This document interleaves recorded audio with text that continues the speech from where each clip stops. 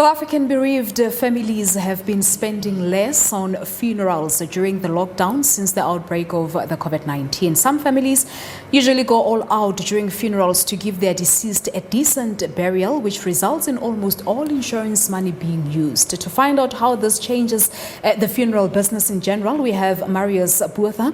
He's the managing director of life insurer Stangen, and he joins us now live via Skype. Good afternoon to you, Marius. Thank you so much for coming through. And I suppose it's a difficult one here from a personal experience. It's not about money in some instances. It's just about giving that decent burial to your loved one.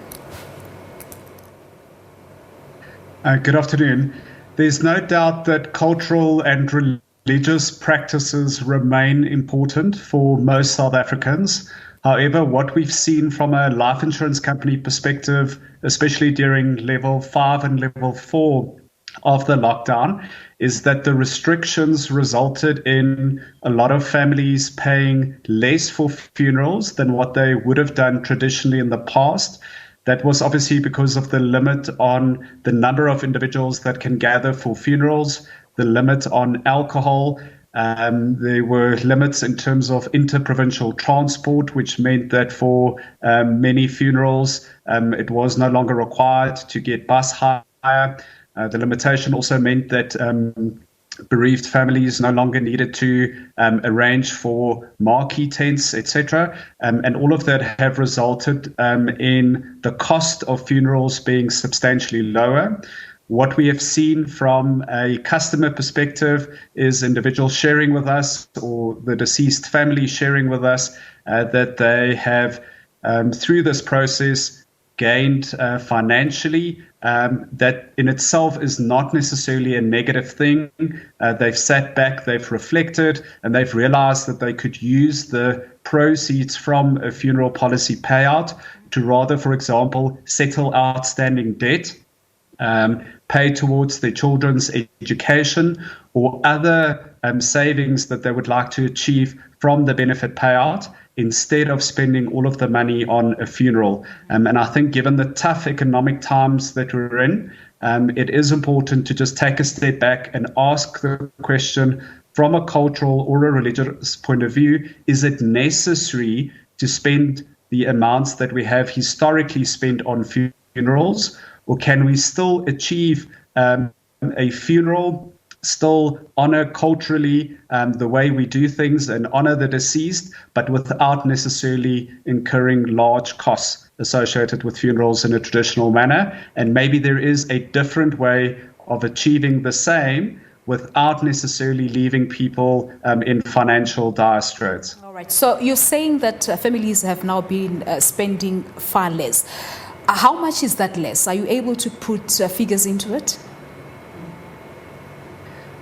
We have had customers indicating to us or their families that they have spent 30% of equivalent figures in the past. So if we talk about, let's say, a large funeral costing 100,000 Rand in total over, let's say, a 5-day bereavement period, we have had customers indicating to us that they only spent 30,000 Rand, and that's because there were significantly fewer people attending for whom they needed to prepare food or arrange transport, etc. And that is a material, substantial saving, which in this moment of time obviously is a big windfall that people could use for other savings instead. And when we were laying my mother to rest 3 to 4 weeks ago, there were a whole lot of things that we couldn't get from the undertaker. So I believe it just doesn't affect one particular individual. It's a value chain of undertakers' businesses that gets affected by this lockdown.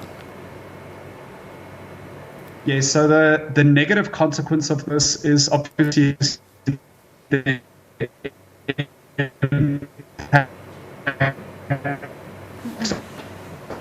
on the all right, no companies, flowers, etc. So there's many costs. All right, no, you can continue. We had lost you for a moment there. There's no doubt that there's many associated industries that provide services to a funeral, and that they have been impacted by the lockdown. the restrictions are gradually being lifted, and so maybe there is an opportunity for them to again provide their services. However, from our perspective, we would, from a pure financial planning point of view, just advise customers and families to carefully consider whether it is indeed necessary to spend so much on a funeral. And as I've said, maybe there are ways of still culturally honoring the deceased, but without necessarily spending so much money, and rather direct those savings towards your family, your children, put away money for these tough economic times. All right. And that would be the wise thing to do. All right, Marius, that's where we'll leave it for today. Thank you so much for coming through. Marius Botha, he's the Managing Director of Life Insurer. Stangen talking to us about bereaved families having spending less, as far as 30%, so he says, on funerals due to the lockdown regulations.